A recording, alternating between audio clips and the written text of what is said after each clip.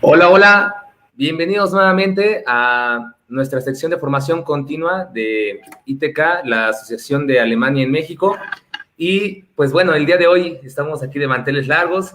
La verdad es que es un honor tener aquí al profesor, que en realidad no hace falta decir su currículum porque simplemente con su nombre es más que suficiente. La verdad es que es uno de los autores más influyentes de habla hispana en todo Latinoamérica. Y yo me atrevería a decir que realmente cualquier entrenador o educador físico en su formación ha tenido en su momento un libro o alguna publicación del doctor Juan Manuel García Manso. Y pues aprovechar la oportunidad que nos ha dado para platicar con motivo del lanzamiento de mi libro, El fin de los macrociclos, que tiene que ver con complejidad, con caos, con sistemas y pues tener a un experto en esta área. Bienvenido, profesor. Vale, muchas gracias, y buenas tardes a todos, buenos días a ustedes. Aquí ya empezando ya casi la noche. Así es, ya estamos aquí mañanas y para allá tardes. Bueno, pues ahora sí que arrancando con esto de la complejidad y de los sistemas, es algo que hoy en día estamos viendo que ya sea incluso en el aprendizaje motriz, en el entrenamiento deportivo, en el deporte, en la investigación, se está desarrollando este conocimiento. ¿Por qué sería que hoy se están empezando a tocar estos temas?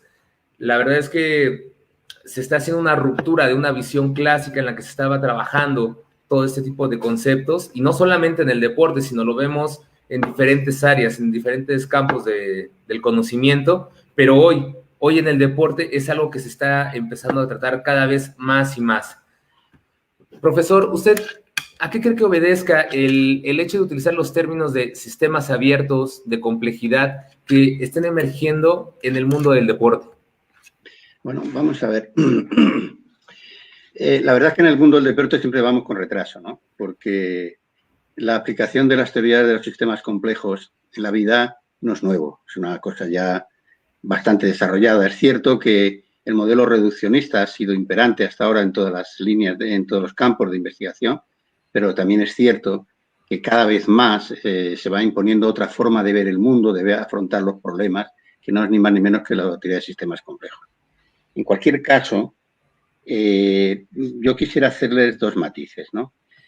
El primero es que todo en la vida evoluciona, eso es una realidad, y por ejemplo usted cuando aborda su libro El fin de los macrociclos hace una propuesta de periodización del entrenamiento deportivo desde la óptica de los sistemas complejos, y esto tampoco es que sea nuevo, ¿eh? No nos engañemos, porque ya desde las propuestas que hacen incluso Zaciorski, Boiko, Berjosansky, Paco Cirulo, Frade en Portugal con los entrenamientos para fútbol, el caso de Schiff, que es un colaborador en los últimos años sudafricano que estuvo trabajando en la Unión Soviética, con Berjosansky, hizo ese libro de superentrenamiento, ya abordan desde una concepción diferente esta forma de estructurar y de temporalizar y secuencializar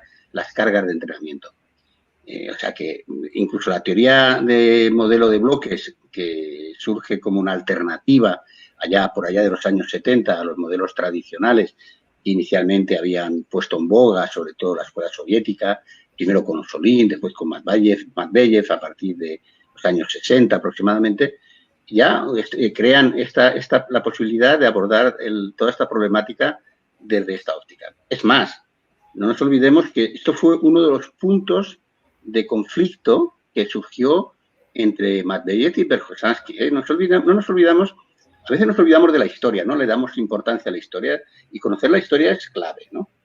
Y no nos olvidemos nunca de que cuando Berjosansky se gradúa, empieza a hacer sus planteamientos, cuando es invitado por Medvedev a su departamento y a sus líneas de investigación, en las primeras trabajos conjuntos, ya uno de los motivos de conflicto era esta visión, esta visión, que eso nunca se comenta, no se suele comentar en las críticas que hay por ahí, ¿no? Entonces, no es nada nuevo. Luego, lo que es ni más ni menos adaptarse a una realidad. La vida es cambiante. Si hablamos de periodización, observamos que desde el principio del siglo a la actualidad ha habido cambios permanentes. Más históricamente se ven claramente, ¿no? Con una primera etapa hasta la Primera Guerra, una segunda etapa del periodo de entreguerras con la primera etapa así dulce de los primeros años 20, más luego la llegada de los totalitarismos. Eso influyeron muchísimo hasta posteriormente cómo se van estableciendo estos modelos de planificación hasta llegar a la actualidad. Ahora, en la actualidad, si usted hace una revisión bibliográfica de las propuestas que existen de periodización, prácticamente hay 5 líneas, ¿no?, fundamentales, ¿no?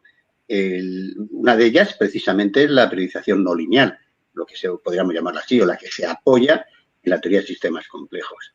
Y, sin duda, es por ahí por donde van las cosas. Ya nadie se va a modelos antiguos. Es que la realidad tecnológica y la realidad del deporte moderno no permiten estas formas de organizar las cargas de trabajo como se venían realizando hasta la actualidad. Por eso, y me estoy alargando mucho, creo que es un hecho natural, ¿no?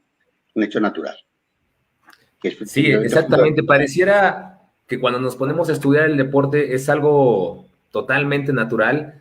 Muchas veces desde el aprendizaje motor con, por ejemplo, Jack Adams, que hablaba de la teoría del circuito cerrado, pareciera que tratamos de encasillar al hombre, ¿no? En esas teorías también que son bancarias del conocimiento, en el que solamente le vamos a aventar la información, no vamos a tener algún tipo de oposición y va a estar a nuestra merced tanto nuestros deportistas, nuestros equipos. No va a haber necesidad de que haya ese comportamiento distinto al que nosotros estamos esperando, y a veces caemos mucho en esa parte como entrenadores, que nos olvidamos de esta naturaleza del deporte, que tiene esas características que cuando revisamos, incluso desde Ludwig von Bertalanffy con la teoría de los sistemas, al hablar de un sistema abierto, cuáles son sus características y que se encuentran en el deporte, que los seres humanos, siendo estos sistemas abiertos, muchas veces no los tratamos, no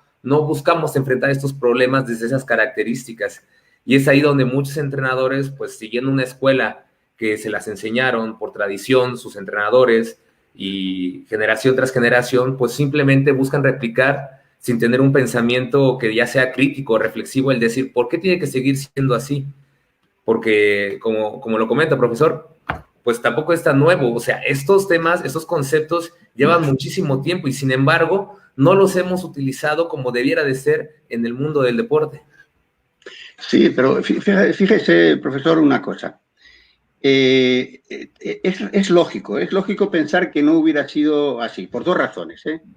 Primero, porque ni disponíamos de la tecnología, que en cierto modo es lo que nos permite ahora entender o aplicar la teoría de sistemas complejos, porque el hecho de los avances en cibernética, que tampoco es un concepto nuevo, Así es. Tampoco es un concepto nuevo, porque bueno, el concepto de cibernética viene de Weiner y viene después de un mexicano, de Stern, por cierto.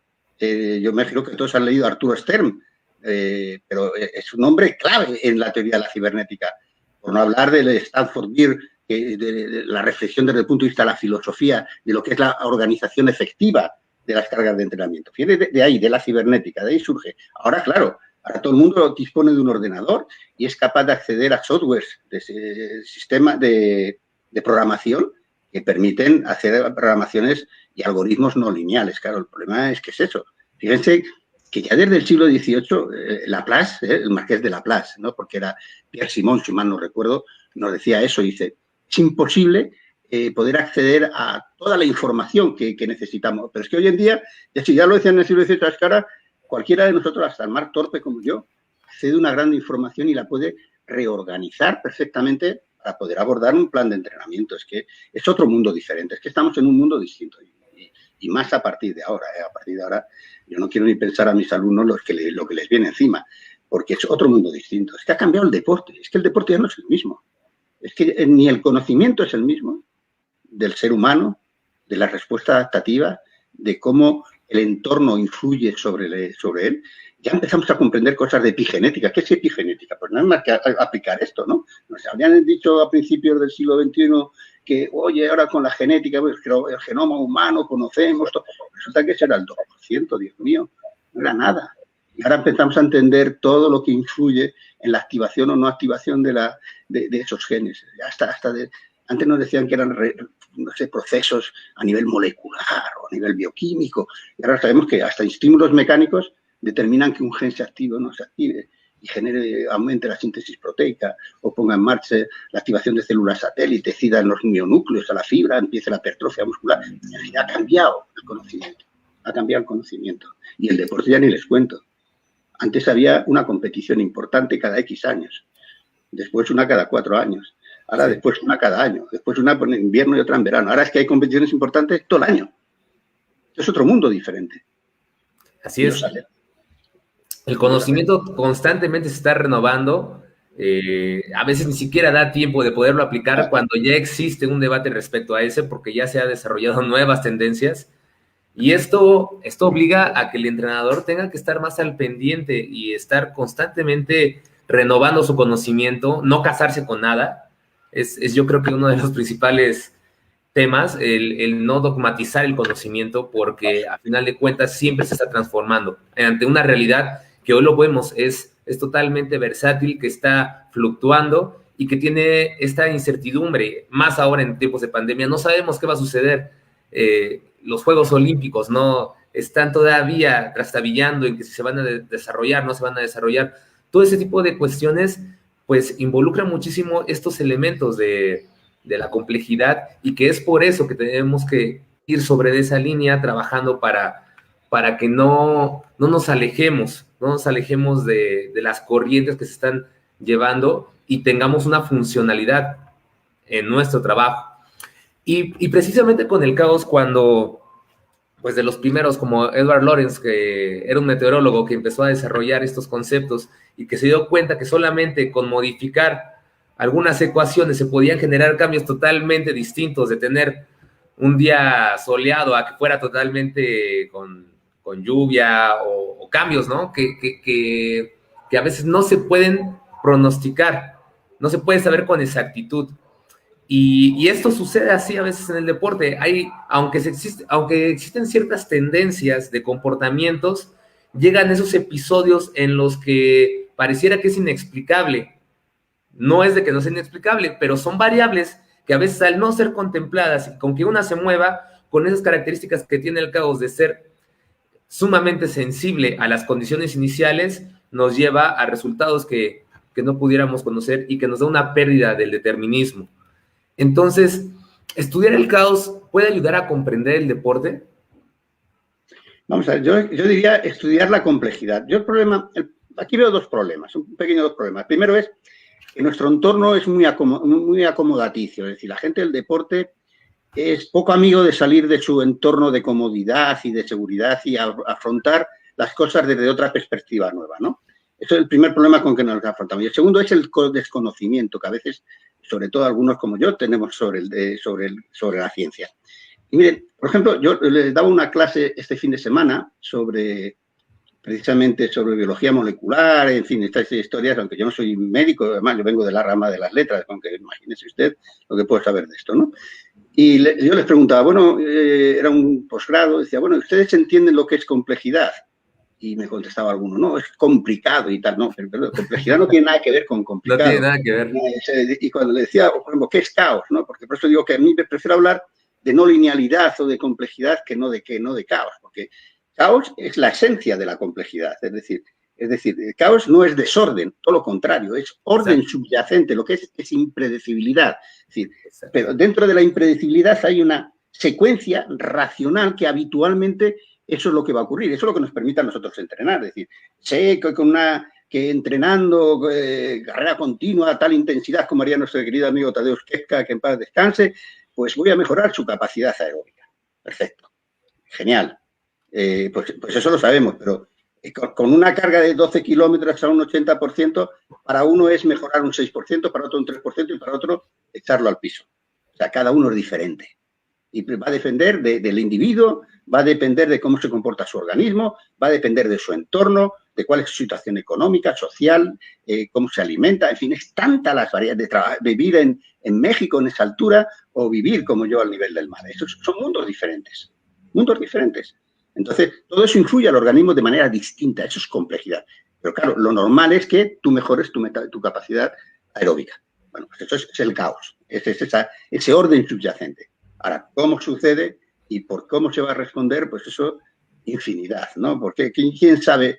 ¿Quién iba a esperar que la Real Sociedad le empatara al Real Madrid el otro día, el lunes? Pues nadie. Y cuando tenían a la Liga a un paso, pues miren, ahí está, se han ido. Eso es lo bonito.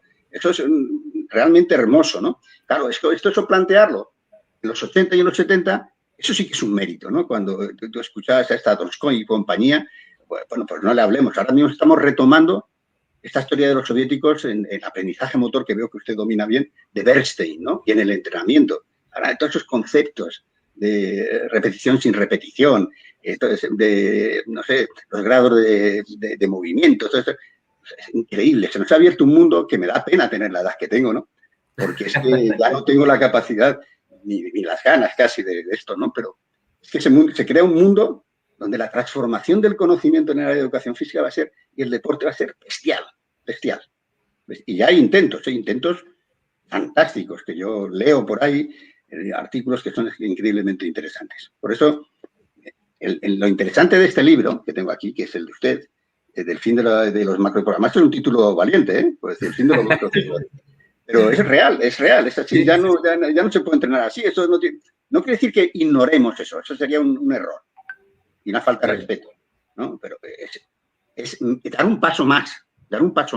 Y desde las ideas anteriores, construir un nuevo constructo, dicho sea, de conocimiento diferente de cómo secuencializar y organizar las cargas de entrenamiento, que es el concepto de priorización que usted aborda, ¿no? Porque yo parto de que diferencio claramente lo que es planificar, programar y priorizar, ¿eh? Son cosas diferentes, que van relacionadas, pero no son diferentes. La teoría de sistemas complejos es fundamental. Y más que nada que vamos arrastrando con una herencia a veces que tiene que ver con la física clásica, con la ciencia clásica, en esos términos de determinismo, de creer que si conocemos el presente vamos a saber exactamente lo que va a pasar en un futuro, y un principio también de reduccionismo, que lo aplicamos constantemente en el entrenamiento, en el que queremos separar un montón de elementos para simplificarlo, y yo creo que es uno de los peores errores que podemos cometer, porque al simplificarlo le estamos quitando esa riqueza que en realidad pues no lo va a poder aprender de esa forma el deportista, porque simplemente ya no le estamos enseñando lo que encierra esa disciplina con esas variables que lo está enriqueciendo constantemente. Y lo vemos también a veces en la ciencia. Si queremos ver el nivel de estrés que va a tener un deportista hacer el tiro libre, y pensamos en eliminar las variables del público, porque no siempre va a ser el mismo, a veces la época en la que están compitiendo, la temporalidad, y tantos factores que van a estar presentes, incluso a lo mejor que pudiera estar ahí una persona que le importara a este jugador y que va a jugar realmente ese factor de que sea estrés. Y cuando le llevamos a un laboratorio en el que controlamos todo eso y nos da ciertos resultados, pues realmente nos está dando información que no tiene que ver con lo que queremos nosotros analizar. Y viene por esa parte de reduccionismo, por estar omitiendo esas partes o querer más bien quitar sesgos a nuestra investigación, pero en realidad estamos incrementándolos porque pareciera paradójico, ¿no? Porque entre más queremos controlar, más nos estamos alejando de esa esencia de lo que queremos trabajar.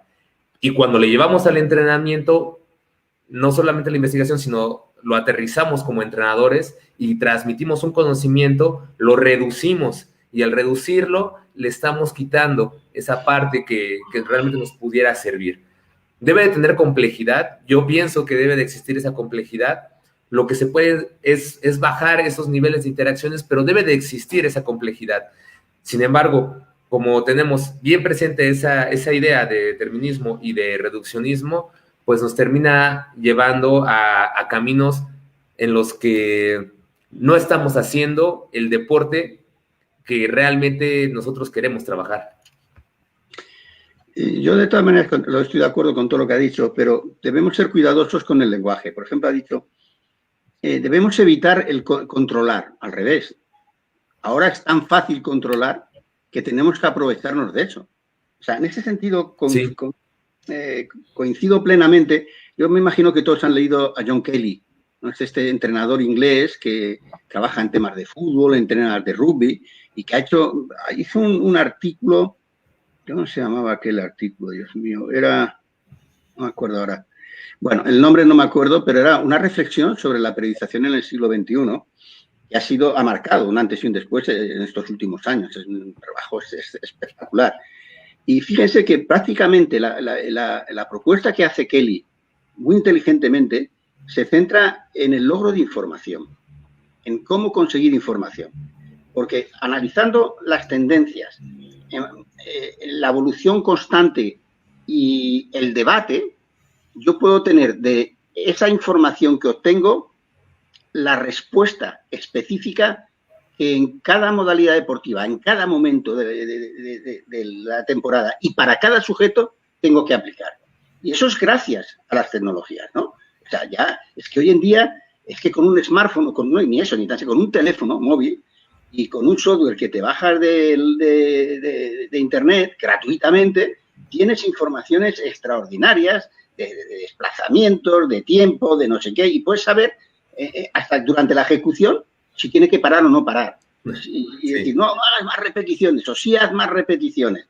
Por no hablar que ya los métodos de control de variables biológicas ya no tienen que ser agresivas ni invasivas, ya a lo mejor no sirven para la investigación porque no son tan precisas, pero sí para la información del entrenador. En eso está cambiando, eso es donde ha cambiado totalmente el entrenamiento.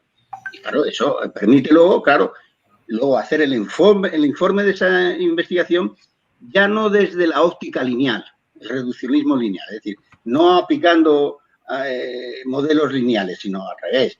Yo cuando meto un algoritmo donde le puedo meter tensores que me den respuestas variadas, ahí tengo la clave. Así es. Y tiene razón. En el sentido de hablar de control, me refiero más como a esa ilusión que a veces se puede crear el entrenador desde una visión clásica al decir, al aplicar este método, él me va a responder de esta forma y quedarse cegado en que puede haber sí o no una respuesta. Es que no lo sabemos, aunque el método ya tenga ese proceso científico en el que ha sido comprobado, cada individuo por las variables que lo encierran no nos va a garantizar que vaya a responder de esa forma. Y muchas veces el entrenador cree tener ese control, que simplemente, como si fuera una receta de cocina, al aplicar eso que aparece en el libro, con el método que le aparece, con esas características, pues va a tener el resultado. Y es cuando se empieza a decepcionar. Y es cuando vemos a muchos entrenadores, a muchos educadores físicos que salen de la escuela y se decepcionan porque dicen, no, es que esto no es como me lo pintaron. A mí me decían que tenía que utilizar tales métodos, tales estrategias, y ellos me lo iban casi a agradecer porque iba a funcionar utópicamente, ¿no? Sin ningún conflicto, iba a ser fácil de llevar a cabo. Pero no, hay efectos laterales, hay comportamientos contraintuitivos, hay resistencias que va a ofrecer el individuo a esa información porque él tiene un cierto estado estable y que lo trata de mantener. Y cuando nosotros metemos esas perturbaciones, esas intervenciones, él va a buscar retener ese estado en el cual él se está manejando. Y eso hace pues que muchas veces la visión clásica del entrenador le haga quererse mantener en esa zona, porque él cree que ahí es donde está, a lo mejor mal nombrado, como ese control, pero hace falta más bien el auténtico control que va a venir a partir de la información que estamos recabando día a día en los entrenamientos con estos instrumentos que nos están ofreciendo la tecnología y que a partir de ellos sí podemos construir, pero es precisamente porque ya tiene una sensibilidad. El control viene hacia esa información que nos está manejando y no hacia lo que ya estaba y que simplemente creemos que al ponerlo estamos depositándolo en esa máquina que tenemos como ser humano y nos va a responder sin decir nada. Si me permite, profesor, un par de comentarios. Fíjese, ha Sí, dicho cosas muy importantes, ha dicho en su discurso cosas importantísimas. La primera, hay que tener mucho cuidado porque el conocimiento es fundamental. O sea, sí, el aprender esas cosas que nos han enseñado en la escuela son claves, son imprescindibles, no podemos renunciar en ningún momento a ellas. Es como cuando somos pequeños nos dicen la M con la ma, la M con la ma y todas esas historias luego no nos sirve. No lo vamos a utilizar nunca más, pero es la base con la que desarrollamos luego nuestro lenguaje y nuestra capacidad de escribir, ¿no? Por eso tenemos que aprenderlas, ¿no?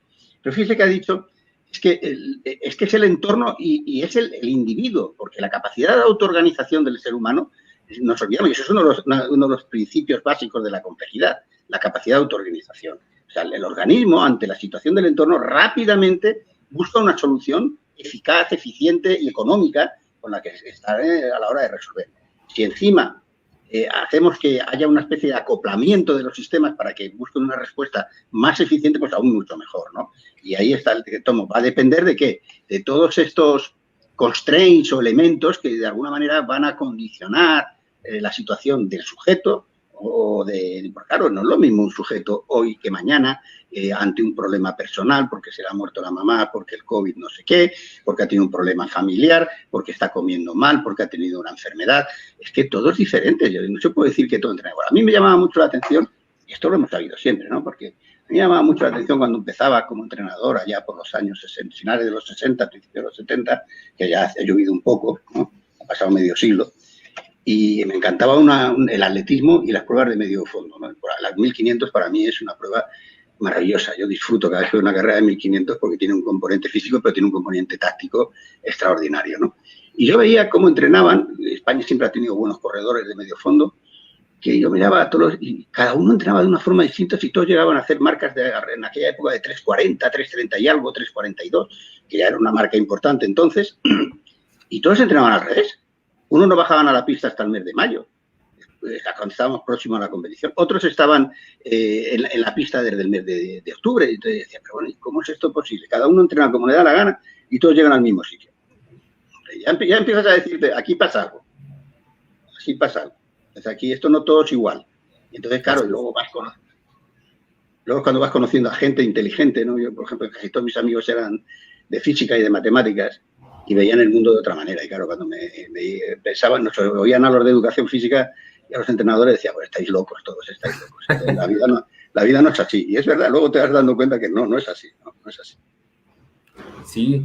Y una parte que mencionaba hace rato con relación a, es primero estudiar la complejidad para que de ahí podamos conocer esta esencia del caos. Es totalmente cierto porque cuando checamos eso de los métodos y cuando el entrenador utiliza los métodos, pues se olvida de esta parte que nos habla el caos de la sensibilidad, de la alta sensibilidad a las condiciones iniciales, que tiene que ver también de ahí lo que surge el efecto mariposa y que puede o no puede ser, ¿no? A veces eso de entender porque el mismo sujeto con el mismo método, a veces con la misma alimentación, no van a responder igual. Y eso por todo lo que está alrededor de los estímulos que pudieran intervenir para que se vaya a desarrollar. Cuando no los contemplamos, es ahí donde se empiezan a generar estos cambios que se pueden disparar, que pueden responder como nosotros teníamos pronosticado o que no lo van a hacer. Y el tener esas informaciones que nos va brindando hoy en día la tecnología nos va a permitir ser flexibles, mutar y ir a la par con el deportista y no encerrarnos, es que tiene que ser como yo te lo estoy diciendo, ¿no? Bueno, pues es que hay otras cosas que van a hacer que el efecto, el estímulo que pretendemos se vaya a desarrollar. Y es por esto que también yo creo que al hablar en el pensamiento complejo, hay un término que me gusta mucho que es la morfogénesis, que tiene que ver cuando nosotros revisamos la unidad y en aras de quererlo manejar mejor, lo reducimos, pero al separarlo le estamos quitando esas características que cuando están interaccionando, cuando están tanto en interferencia como en interacción, todas esas variables le van a dar propiedades a la unidad que solamente van a estar cuando es una unidad. Cuando lo separamos, va a perder esa morfogénesis, va a perder esas propiedades y entonces ya no lo vamos a poder entender, ya no lo vamos a poder trabajar como nosotros quisiéramos porque ese fenómeno lo estamos separando. A partir de esa morfogénesis nos va a generar también ciertas emergencias que van a surgir, situaciones que no tenemos, pues hasta cierta forma, la posibilidad de predecirlas, porque son vertientes que van saliendo de estas interacciones que nos da la unidad y que entonces es por esto que el entrenador, el educador físico y todos los que están relacionados al deporte deben de ver al todo en la suma de sus partes para que lo puedan comprender, pero entre sus interacciones, como von Neumann hablaba sobre estas posibilidades de cuando están los sistemas abiertos de autorregularse, y de autorregularse, que nos va a dar esa posibilidad de información que se está entrando, que está saliendo, que se va a regular, pero que solamente está cuando está en su completo, en su integridad. Y al separarlo ya no va a ser lo mismo. Sí, sí, es así. En realidad, vamos a ver, los entrenadores lo han hecho siempre así, ¿eh? Lo que pasa es que ni tenían la capacidad de controlar con precisión la evolución y además tenían un paradigma que era el que dominaba en aquel momento, que era el paradigma reduccionista. Ahora cambia a un paradigma distinto, un enfoque distinto de la realidad o de la vida, ¿no? Entonces, desde esa óptica, pues ya tenemos otras estrategias para competir, ¿no? Pero ya desde hace mucho tiempo ya se critica ese modelo tan cerrado y tan rígido que se tenía, ¿no? Porque usted cita, que por cierto, empieza el libro citando a un buen amigo, a un compañero de estudios, y casi familiar, que es Juan Mestre, ¿eh? Juanito Mestre, que está en Valencia, que está jubilado ya, que él desde el tema de la gestión ya hace un concepto de planificación que usted utiliza en su libro y que usted cita en su libro. Y en esa definición que usted hace, y que usando el tema, él ya habla de la flexibilidad que debe tener todos estos modelos, ¿no? Porque es la única manera, es decir, yo planifico un criterio de actuación, un camino, pero claro, la realidad me va diciendo que a lo mejor me he pasado o me he quedado corto y por lo tanto tengo que reajustar la situación. Claro, eso que lo hacíamos muy a medio largo plazo, ahora lo podemos hacer casi de forma a tiempo real y eso es lo que ha cambiado todo, porque vuelvo a insistirle, ya no solamente podemos hacer eso, sino que el deporte ya no es lo mismo, o sea, es que no tiene que ver ni los individuos que hacen el deporte, ni tiene que ver el interés de la población por las actividades deportivas que creemos, ¿eh? Bueno, claro, no hay más que ver. Cuando en la Unión Soviética, allí durante el periodo de lo que era la época del leninismo, ¿no? Sobre todo, en los años 30, 40, los deportes que se controlaban y desde donde ellos empiezan a obtener datos con los que elaboran los modelos de periodización, son básicamente, excepto el hockey, hielo, que yo recuerdo ahora mismo, todos eran deportes individuales. La halterofilia, el atletismo, la gimnasia, la natación, etcétera. Y desde ahí empiezan a coger información de los deportistas y elaboran su proyecto, ¿no? Pero es que hoy en día la halterofilia no le interesa a casi nadie, a mí sí, pero a casi nadie. La gimnasia artística, pues no sé si habrá muchos que les interese, si nos quedamos asombrados cuando vemos a estas americanas actualmente. Antes nos asombramos con las rumanas y las rusas y las ucranianas y ahora nos asombramos con las americanas, estas de color que hacen unas cosas increíbles. Es que no le interesa a nadie. ¿Qué le interesa a la gente? Pues es que a la gente ahora le interesa... tú vas a una prueba de atletismo aquí en mi isla, ¿no? Y vas a ver un 10.000 y salen 3 atletas a correr de 10.000. No salen más. Para luego hacer marcas de cochambre, ¿no? De 33 minutos. Pero te hacen la Transcanaria y te aparecen 8.000, 10.000 personas a correr. Dice, pero vamos a ver, estamos locos aquí. 100 kilómetros corriendo por el monte y salen todas estas personas ahí en el fin del mundo y dices, bueno, esto es de locos. Eso es lo que interesa hoy en día, ¿eh? No le interesa. ¿Y eso qué son? Tareas abiertas. Tareas abiertas. ¿Qué interesa el fútbol? ¿Qué interesa el baloncesto? No interesa. Claro, no interesan otros deportes. Esa es la realidad, ¿eh? Y si encima son en plan salvaje, pues mejor, ¿no? Por ejemplo, los deportes de combate. ¿A quién le interesa el judo o el sambo? A nadie. Vamos a ser sinceros. Vamos, estoy exagerando, ¿no? Estoy exagerando. Pero tú pones los MMA, que es una burrada, y están todos como locos. O sea, es que el mundo ha cambiado. Y por no decir los deportistas también, ¿eh? Porque hay unos cuantos papers por ahí de cómo ha evolucionado el deportista actualmente y es que son cada vez más grandes, más enormes, más cada vez son más altos, excepto algunas disciplinas, son más fuertes, son más grandes. Y dices, te quedas asombrado, ¿no? Y dices, pues ya no habrá lo que ha pasado este año, que habrá que estudiarlo, ¿eh?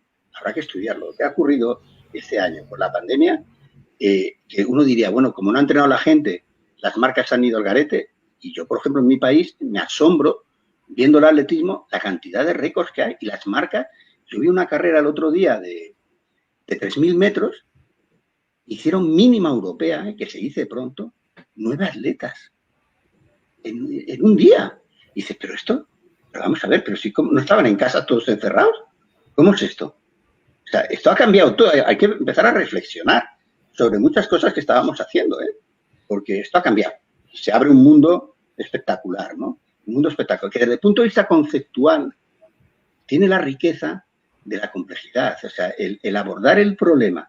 Y esto es lo que para mí presenta tu propuesta de oportunismo y de pertinencia, es decir, porque invita a una reflexión de una forma valiente, desde una óptica distinta, porque claro, hablar de estos términos y de estos conceptos a la gente, a mí no me vuelvas loco, no me estés mareando, no, que me han enseñado que yo tengo que hacer tantas semanas y tengo que hacer tantos RMs o cuántas zonas de intensidad, y aquí no me estés complicando la vida, que todo va. Bueno, pues sí y no, porque vamos a ver, antes tenías una competición en un año, es que vamos a ver si es que el Madrid te está compitiendo todo el año, si es que no le queda otra, si es que tiene la Liga, tiene la Copa, tiene la Supercopa, tiene la Copa de Europa, tiene la selección nacional. ¿De qué estamos hablando? ¿De qué estamos hablando? Entonces ahí cambia el modelo y por eso, por ejemplo, este modelo también muy interesante que hay estos últimos años, el de múltiples componentes que propone Íñigo Mújica y compañía, que además habla de organizar las cargas de entrenamiento, más organizar las recuperaciones, más regular la intervención psicológica, más regular la alimentación. En fin, es un concepto más holístico, más global, de organización de estímulos para obtener lo que queremos de nuestro deportista, que es diferente. Estamos trabajando como buenos artesanos de manera diferente a como lo hacíamos anteriormente, ¿eh? Y con esto no va crítica a los modelos anteriores, ¿eh? Era lo que había y de ahí tenemos que sacar lo bueno y adaptarlo a la realidad actual, ¿eh? Ojalá nosotros tuviéramos la capacidad y la estructura mental de todas estas personas para crear algo interesante, ¿no? Porque esto es otro mundo. Esto es otro mundo. Sí, y precisamente como dice, es un reto ahora para el entrenador con cómo ha ido evolucionando el deporte, con todas las exigencias que cada vez van más elevándose. Tenemos muy claro en el baloncesto a pivots que antes, o más bien aleros, porque antes con 2,5 metros ya tenían que ser pivots, hoy son alas y que aparte te tienen la agilidad de un jugador de 1,80, de 1,85, son sumamente ágiles mentalmente y motrizmente, con una altura arriba de los 2 metros, con esa capacidad atlética, su inteligencia, que no se tenía hace 20 años. Ese es un reto completamente para cómo enfrentar ese tipo de juegos. Hoy se está trabajando más desde el exterior que del interior. Los marcadores, los podemos ver, están arriba de 100 puntos. Y si bien es cierto que se han ido modificando ciertas reglas, también vemos cómo se ha elevado el nivel de los jugadores, que está permitiendo que se incremente este score por esas mismas cualidades. Lo vemos en todos los deportes, cómo se está desarrollando estas características tan especiales. Y algo que es cierto, esta parte de no podemos desechar los modelos tradicionales, los clásicos. De hecho, parte de lo que hablo en mi libro es decir, bueno, es que no estoy diciendo que se dejen de utilizar, sino cómo utilizarlos ahora en esta realidad en la que todo el tiempo necesitamos estar adaptando, porque hay 30 torneos, hay infinidad de cambios que se van desarrollando, suspensión de torneos, reapertura de otros, y sobre eso tenemos que trabajar lo que ya existía, es cambiar el enfoque, básicamente es cambiar la visión en la que estamos abordando y estamos trabajando. Tenemos ya tenemos aquí varios comentarios, felicitaciones, y nos hace una pregunta. Bueno, aparte de la pregunta, Sumar Alfredo Gómez Barrios nos comenta en relación a qué se opina en relación al pensamiento de Edgar Morin. Y bueno, yo principalmente en el libro utilizo mucho de los conceptos que él desarrolla con respecto a los principios de recursividad, de los principios dialógicos, que el pensamiento de Edgar Morin o el desarrollo del pensamiento complejo no va tanto hacia las ciencias de la complejidad, sino a cómo se está abordando este pensamiento transdisciplinar, todos los conocimientos, cómo se van conjugando y cómo se abordan, y que es necesario en todos los campos, cuando enfrentamos un problema, poderlo ver no solamente desde una dirección, y no solamente que estén todos los componentes o todos los campos, sino ver cómo estos se van engranando para que podamos pues realmente tener ese pensamiento complejo. Entonces, bueno, al menos desde mi parte, Edward Morin sí ha sido una fuente de sustento muy fuerte para el desarrollo de lo que he desarrollado. Y también nos hace una pregunta que nos dice, ¿qué enfoque sobre la complejidad sería importante aplicar para el estudio del deporte como fenómeno social? Bueno, vamos a ver, el deporte forma parte de la sociedad, o sea, el deporte es un fenómeno social, o sea, por lo tanto, si entendemos el deporte como un sistema complejo, ¿cómo no vamos a entender la sociedad como un sistema complejo? O sea, ver la vida es ver complejidad, o sea, en el día a día vemos complejidad. Es verdad que el deporte tiene una cualidad extraordinaria. A mí me lo decía, tenía un compañero que se llama Juan Manuel Martín, que es un matemático, y él me decía, Juan, pero ustedes no se dan cuenta que vuestro campo es la forma más interesante de poder investigar sobre complejidad y la más sencilla, por la cantidad de lo fácil que es manejar la información, cosa que no es fácil manejar en otros entornos. En lo social, pues claro que se puede analizar la sociedad desde un punto de vista de los sistemas complejos. Es que la sociedad es compleja en sí misma. No es complicada, es compleja. Es compleja. O sea, entender lo que estamos viviendo, yo no sé, bueno, lo que las noticias que nos llegan de México pues también son preocupantes, ¿no? Si me lo permite usted decir, ¿no? Sí, claro. De todo punto de vista es una situación compleja. Pues que la de mi país ni le cuento, porque es un país con una historia es que es asombroso. O sea, es alucinante que un país con esta riqueza histórica pues se va. Pues eso es complejidad, es que eso es lo mismo. Y además no sabemos qué es lo que puede ocurrir, porque puede pasar cualquier cosa, porque es que nadie sabe lo que va a pasar dentro de 4 años. Es que no sabemos si va a existir Europa o no va a existir, si va a existir la OTAN o no va a existir, si va a existir España o no va a existir, si los fenómenos migratorios van a generar un conflicto de orden mayor al que tenemos, porque claro, ya no son unos caminos de migración que son de culturas similares, que no tienen nada que ver con nosotros. Claro, tiene que ver la europea con la que hay con los países árabes o de la zona subsahariana y tal. Es que pero claro, estamos hablando de millones de personas que te traen conceptos de vida, conceptos de comportamiento, conceptos sociales, conceptos políticos, conceptos de integración, conceptos de interactuación, de intervención, que no tienen nada que ver con nosotros. ¿Cómo va a resultar esto? Pues no lo sabemos, pues esa es la sociedad. Claro, y la sociedad, ya sabemos lo que nos va a demandar. Yo cuando empezaba en este del deporte, jamás me imaginé que el deporte fuera lo que hoy es. Jamás. Jamás. Ni por interés social, ni por trascendencia social y económica, ni en cuanto a su propia esencia. Pero claro, vamos a ver, cuando Kotov y Pikala, con esa idea nacionalista que tenía para luchar contra los zares y luego contra el comunismo como región autónoma que era de esos países, se planteaban un modelo de organización de los entrenamientos de entonces, pues es que era una broma, si es que casi ni podían entrenar, si tenían que trabajar, si no había instalaciones para entrenar, había inviernos terribles en aquellos lugares. ¿Qué tiene que ver con lo que hay ahora? Si hay instalaciones magníficas, te coges un avión o un tren de alta velocidad y te has hecho 600 kilómetros en unas horas. Es que no tiene nada que ver, es que no tiene nada que ver. Entonces, ¿qué va a ocurrir con el futuro? Pues es otro mundo, pues hay que ajustarse a eso, no hay otra. Y esa es la sociedad, Yo no lo veo de otra manera, desde luego. Y ya me gustaría entenderlo, porque yo no lo entiendo. O sea, yo personalmente, quizá por la edad, este mundo se me escapa, no comprendo, ¿no? O sea, no comprendo que salgan unos chavales en plan energúmeno y traten de quemar a un policía en un coche o quemen bancos o rompan tiendas que se supone, aunque sean multinacionales, que empleados se quedan en la calle, por muy explotados que estén. Es que son cosas que te quedan y dices, ¿y esto cómo? Entonces, quizá por la edad me cuesta trabajo comprenderlo, ¿no? Entonces, esta es la complejidad de la vida, la complejidad de la vida. Y aquí habrá que solucionarlo. Y entonces, desde esta óptica, es desde lo que hay que afrontar el problema.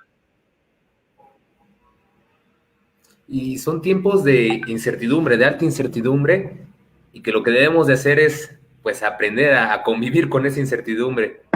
No hay de otra. La verdad es que... Fíjese que ha dicho la palabra, una de las palabras claves de los sistemas complejos. La incertidumbre y la impredecibilidad. Esto es uno de los claves. Jugar con eso, pero de una manera positiva. Aprender de eso.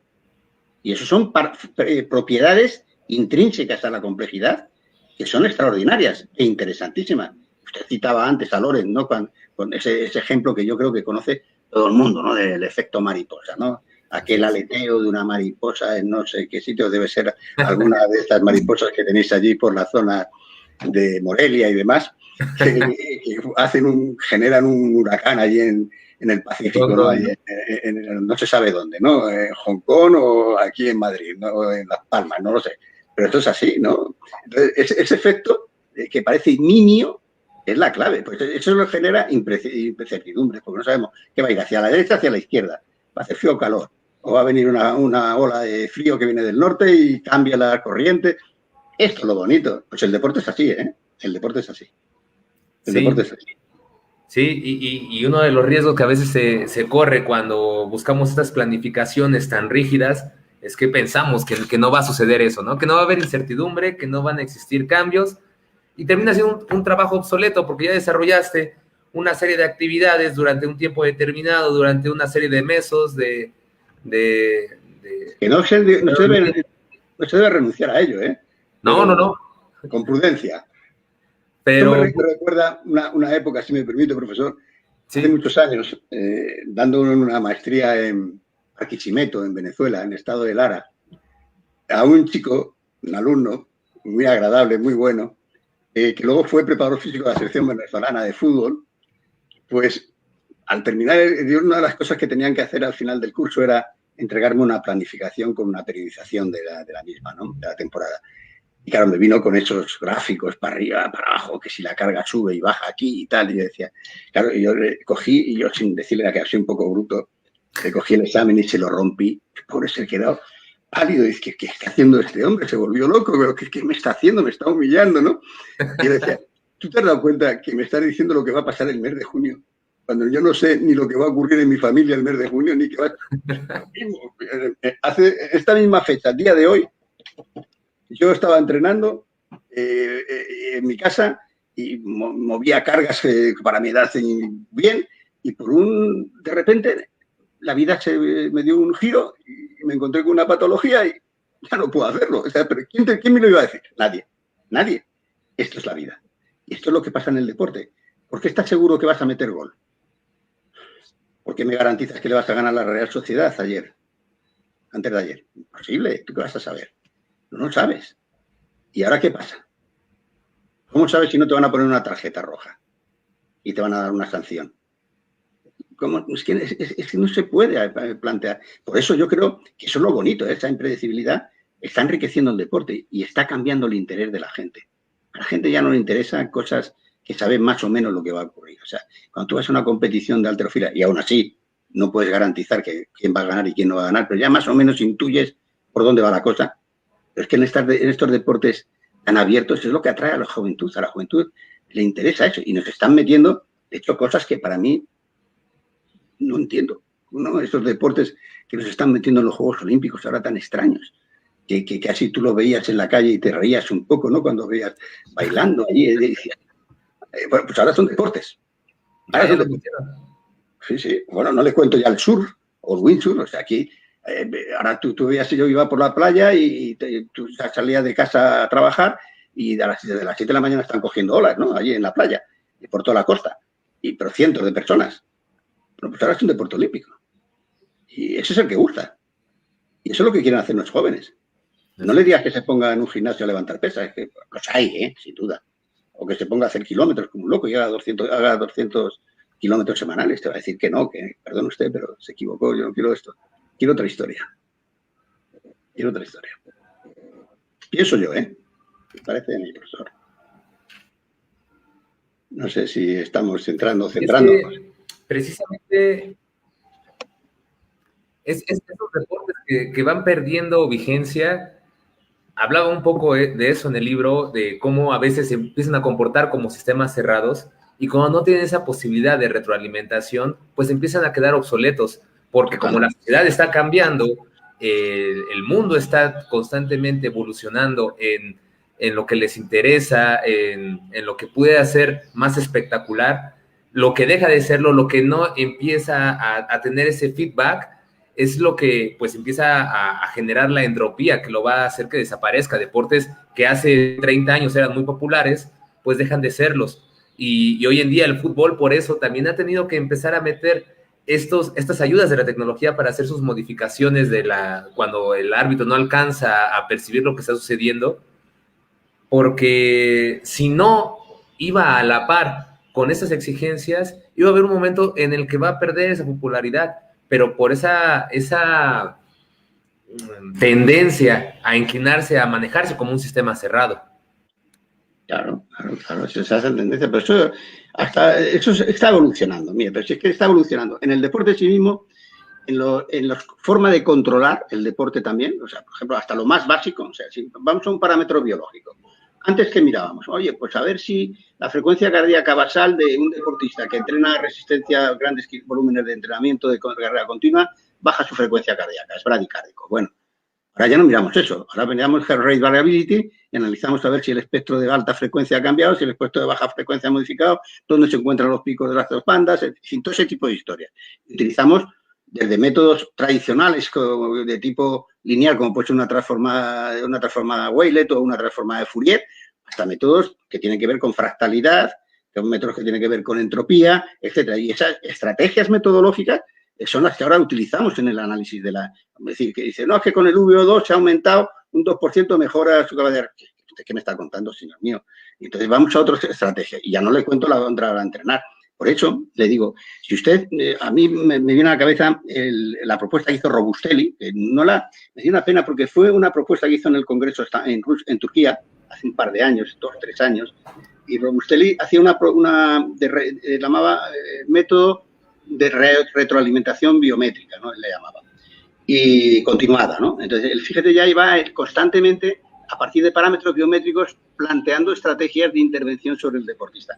El caso de John Kelly, que es el de readaptación también continuada que él llamaba, es lo mismo. Lo que Mara busca información y a partir de esa información aborda la intervención.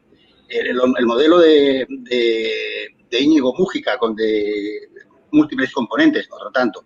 Los modelos no lineales, porque también hay diferentes modelos de la construcción de los mismos desde esa óptica.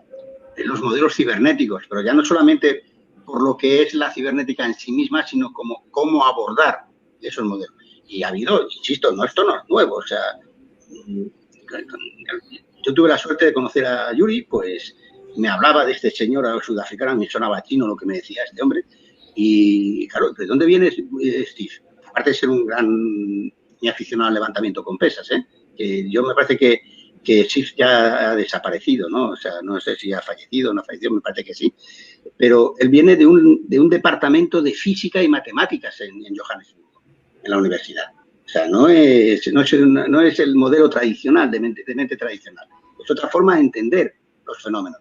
Es un abordaje, un paradigma desde la que abordan el problema del entrenamiento distinta, sin renunciar a lo anterior. Es una forma de abordar el problema de manera diferente. Que volvemos a lo mismo, es simplemente, insisto, yo creo que se basa en eso. El desarrollo de las tecnologías, el fácil acceso a la información. El fácil acceso, sí. El desarrollo de las ciencias. Claro, las ciencias han cambiado totalmente, pero desde el conocimiento científico que tenemos del deporte ahora es ya es que nos perdemos, porque antes decíamos, bueno, vamos a hipertrofiar y vamos a hacer que aumente la síntesis proteica. Vale, muy bien, perfecto. Es que ahora conocemos a nivel molecular, pues, al menos 4 vías de aumentar la síntesis proteica, ¿no? O sea, sabemos que la mTOR es la clave, pero sabemos que las MAPK son claves, que las ENFAT son claves. Antes nos habían enseñado que la PGC1-alfa era una molécula que inhibía la síntesis proteica porque favorecía la angiogénesis y la memogénesis mitocondrial y tal, pero inhibía la vía de la mTOR, y ahora sabemos que no, que hay una variante, que es la PGN-alfa-4, que aumenta. O sea, es tal el nivel de información que tenemos, es tal la cantidad de conocimiento que se ha desarrollado en los últimos años, que no se puede seguir abordando las cosas como las abordábamos hace 20 años o 30 años. Es absurdo, no tiene sentido, es otro mundo. O sea, entonces, simplemente, por eso decía que, en mi opinión, creo que es algo natural que ha surgido, ¿no? O sea, la vida ha evolucionado, los conocimientos y las tecnologías, los desarrollos en informática, son una barbaridad lo que han avanzado. Es que es increíble que usted y yo estemos hablando por un cacharrito, yo en mi casa que llevo un año encerrado en camiseta. Esto para usted quizá no, porque es un hombre joven, pero para mí me quedo asombrado, ¿no? Digo, ¿de verdad esto está ocurriendo? Pero pues esto no quiero decirle lo que va a pasar dentro de 20 años. O sea, como esto siga este camino, que seguramente, y Dios lo quiera que así sea, seguirá, pues imagínese lo que va a pasar. Estamos hablando de otro mundo. Y retomando precisamente esa parte de toda la información que tenemos, yo pienso que uno de los problemas que tiene el entrenador, el planificador, en el momento en el que empieza a escribir todo lo que va a desarrollar, pues por una parte tiene sus intereses personales, por otra tiene ese nivel de conocimiento que le permite establecer ciertos juicios. Y sobre de esos conocimientos va a generar una interpretación de la realidad, pero al final de cuentas hago ese esquema en el libro, cómo a veces la realidad, o no a veces, o sea, la realidad siempre va a ser más grande de lo que uno puede alcanzar a ver con el ojo. Y no solamente eso, la realidad se va a estar moviendo constantemente. Hoy en día más que nunca se está moviendo. Tenemos una realidad que no la podemos observar completamente, que se está moviendo y que entonces nuestro juicio nunca va a ser el suficiente como para poder tener una visión objetiva. Siempre va a ser subjetiva, va a ser una interpretación personal y sobre esa desarrollamos intenciones o más bien generamos acciones para tratar de llegar a las intenciones de lo que nosotros tenemos planteado. En dependencia de cómo veamos esa realidad, es que van a estar más próximas nuestras acciones a las intenciones a las que nosotros pretendemos llegar. Y en esa posibilidad de tener más información, hablando desde la complejidad, se habla de tener una visión que haga una evaluación integral, que haga una visión de las interacciones y de las interferencias que se están generando en los sistemas para poderlos evaluar. Y entonces, aquí vendría a lo mejor un cuestionamiento. ¿Se tienen que hacer solamente evaluaciones desde una perspectiva global o tomar en cuenta también las particulares? Tomar en cuenta esos conocimientos que nos vayan dando por separado. Porque si yo voy a evaluar a un deportista y su rendimiento, muchas veces vas a evaluar ese conjunto, aunque en lo particular, las pruebas en específico para ciertos elementos técnicos pueda tener el mejor rendimiento, nos vamos a dar cuenta que cuando ya entra en ese sistema de competición, estas pruebas en las que tenía el más alto ranking ya no le sirvieron porque no la sabe conjugar en el momento en el que está jugando, o viceversa, el que tenga valores más bajos en pruebas en específico, cuando llega a la globalidad, a la competición, va a aprovechar esos conocimientos de una forma distinta. Entonces, debemos de evaluar desde la globalidad o desde lo particular o desde ambos. Hombre, vamos a ver, tiene que evaluar desde todos los puntos de vista, tanto a nivel particular como genérico, no holístico. Pero fíjese, usted ha tocado tres temas que para mí son claves. El primero, fíjese, dice, esta es la información, y antes le citaba a Laplace, el siglo XVIII, pero también le podría citar a Michelson, ¿no? Cuando el premio Nobel de Física en 1907, que en una conferencia en Chicago fijaba eso, es decir, saber manejar la información, ¿no? Fíjate que en eso la cibernética fue clave, para poder, yo no sé si se acuerda ya le digo, o sea, usted tienen ahí en México uno de los grandes hombres de la cibernética, o sea, ni más ni menos, que es algo que ustedes tienen que sentir orgullo, ¿no? Porque Stern, yo creo que Arturo Stern es uno de los hombres claves en cibernética. Pero, o lo de Ver, que dice, ¿cómo organizar de manera eficiente los procesos y la organización y la información que obtengo? Eso es clave. Pero claro, la información es genérica y global. Ahora, ¿qué pasa con la información? Y esa es donde yo quería llevarle. Según hablaba, a mí me venían dos cosas a la cabeza. Toda información es sesgada. Toda interpretación de la información va a estar siempre sesgada. Y eso es algo que siempre tenemos que tener claro. A mí me recordó, usted cuando estaba hablando, a un querido amigo, también compañero de estudios, y bueno, para mí ha sido el entrenador mejor que he conocido en mi vida, en todo el mundo, que es un español, un salmantino, un charro. Es Francisco Segurulo Vargas, que es un entrenador que trabajó mucho con el Barcelona. Paco Segurulo, yo me acuerdo cuando yo quería, yo tengo que aprender algo, en España no estoy logrando, y me marché, me iba a la Unión Soviética, de hecho yo quise hacer la tesis en la Unión Soviética, luego me fui a Cuba, ahí es donde conocí, bueno, yo había conocido a Lázaro de la Paz en Moscú tuve a Yuri Berjosavsky de tutor, en fin, me abrieron un poco los ojos. Y él me decía, mira, Juan, tú para entender el deporte, porque primero, yo miro una cosa y usted la mira también, y hablamos, y puede que nos parezcamos un poco a la hora de interpretar el fenómeno que hemos observado, pero seguro que tenemos una visión diferente de la misma. Y él me decía, Juan, tú aprende a entrenar, porque es un hombre muy inteligente, Paco. Decía, tú no mires las cosas con tus ojos, sino a través de los ojos de quien vas a intervenir, sobre quien vas a actuar, porque ellos ven las cosas de forma diferente a ti. Es decir, cuando tú estás viendo un partido y te pones de fuera del campo y ves qué está ocurriendo en el terreno de juego, ojo, que la interpretación que tú hagas posiblemente es totalmente diferente a la que estén haciendo los jugadores, cada uno de ellos, dentro del espacio de juego. Y eso es algo que tenemos que tener siempre presente. Es decir, independientemente de que hablemos de contenidos que hemos observado y que vamos a analizar para, después de discutir, intervenir, mucho cuidado, porque cualquier observación que hagamos va a ser diferente, porque va a estar sesgada. ¿Va a estar sesgada con qué? Por la formación del individuo, por las vivencias del individuo, por su cultura, por todo, por el entorno donde se mueva, si es un hombre casado, si no lo es, si es creyente, no lo es, si es formado en letras o es cienciano. No, esto es una realidad. Esto es una realidad. Y esto marca tu forma de interpretar los fenómenos. Fenómenos que parece que estamos hablando de cosas ambiguas, pero que es el entrenamiento, es el estímulo que nosotros vamos a aplicar en el deportista. Y entonces, por eso, cuando usted estaba hablando, cuidado, porque me acordó de todo eso, de toda esta gente, ¿no?, que dan esa información, y sobre todo de Paco, porque aún no me acuerdo estando sentados allí, estábamos en el Estadio Serrahima, allí en Barcelona, estábamos hablando de esto, porque él estaba, decía, ¿para qué te vas? Y sobre todo porque, decía, ¿para qué quieres saber el lactato? ¿No? Decía, bueno, ¿para qué quieres saber el lactato? Y el VO2, en aquel entonces, no estoy hablando, fíjese, estoy hablando de hace 40 años, ¿no? Y él me decía, ¿pero realmente tú crees que todo es el lactato? Claro, yo en aquel momento, con esa mentalidad tan reduccionista que tenía, pues no entendía muy bien lo que me estaba diciendo. Claro, al final me he dado cuenta, pues tenía toda la razón, Paco. Es que no es todo lactato. Es cierto que es importante conocerlo, ¿no? O, variables biológicas para determinar el entrenamiento, pero ojo, cuidado, que no todo es así, ¿eh? No todo es así, no todo realmente es así. Entonces, yo no sé si he contestado lo que me preguntaba.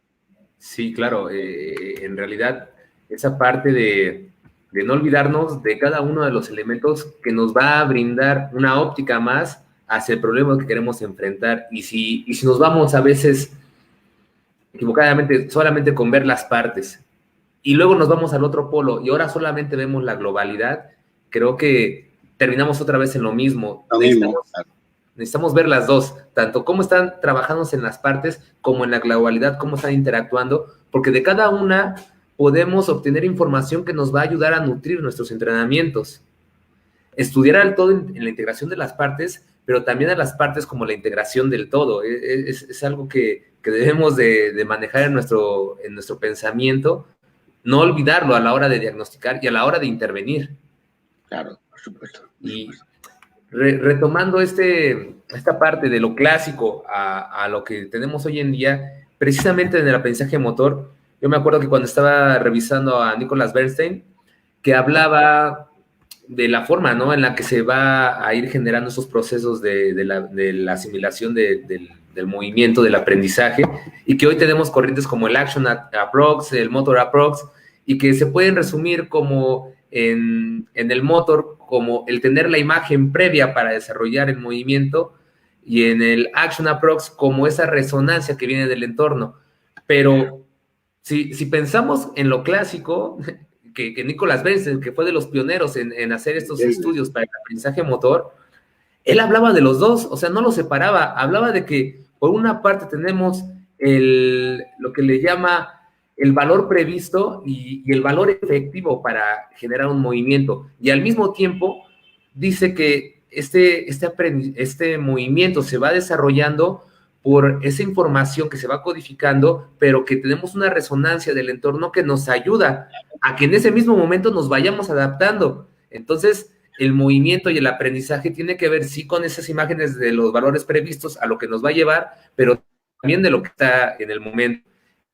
Entonces, pareciera innecesario generar estas dos corrientes en las que unos se polarizan y dicen, no, es que lo más importante es la imagen previa, y por otro lado, no, lo más importante es la resonancia, cuando desde en un principio ya estaban manejándose toda esta integración. Entonces, ¿por qué terminar olvidando lo clásico que nos era tan rico en esa cantidad de conocimientos?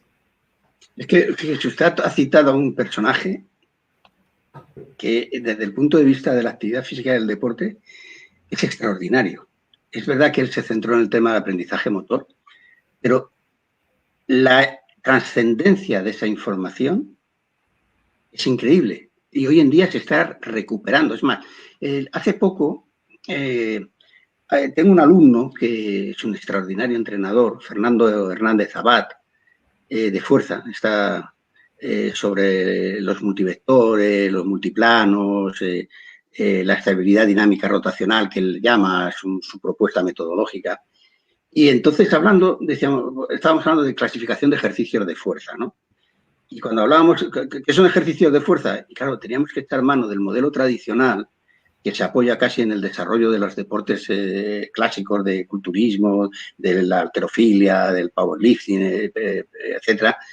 Pero es que esto no sirve. Esto no sirve. Si yo lo quiero aplicar a la lucha canaria, o que es aquí el deporte nacional, ¿no?, o al baloncesto, o al balonmano, o a un cliente que me viene de artes marciales mixtas, que está compitiendo en competiciones internacionales en Estados Unidos o en los países árabes, etcétera, en los Emiratos, etcétera. Es que yo no le puedo hablar de fuerza máxima y de una sentadilla. Es que yo tengo que hacer una sentadilla diferente. Entonces, claro, dicen, vamos a ver cómo organizamos esto.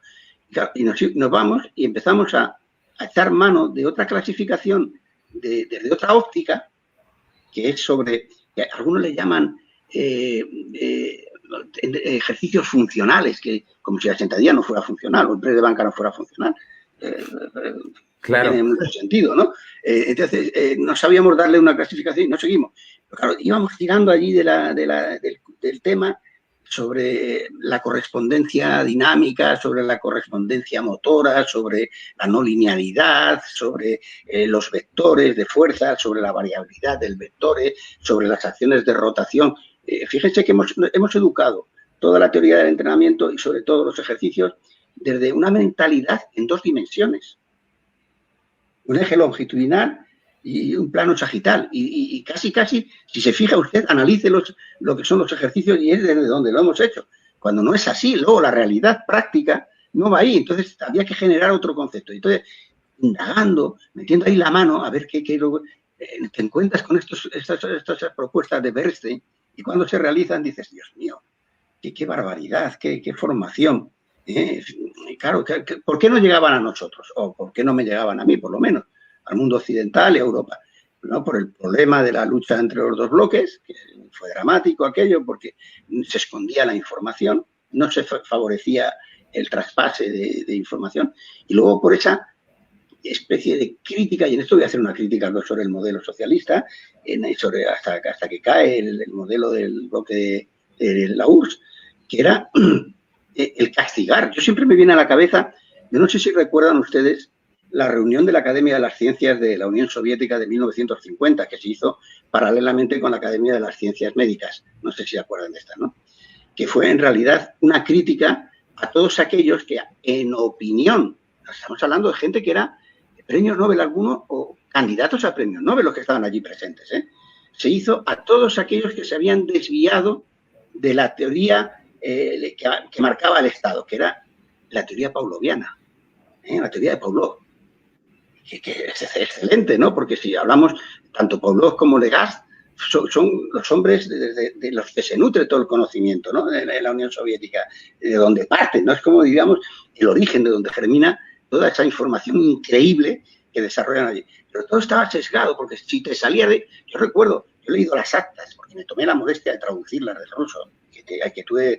esto es lo bueno que ha tenido a veces parte de la pandemia, ¿no? Porque me tomé la molestia de traducir el resumen de las actas y cómo se podía criticar a hombres que se los marginaban, ¿no? No sé, uno le viene el tema, recuerda a discípulos de Pavlov y de Orbeli, como fue Krestovnikov, y cómo fueron criticados, humillados, algunos fueron separados de su puesto de trabajo, enviados a puestos a cárceles o a centros de rehabilitación.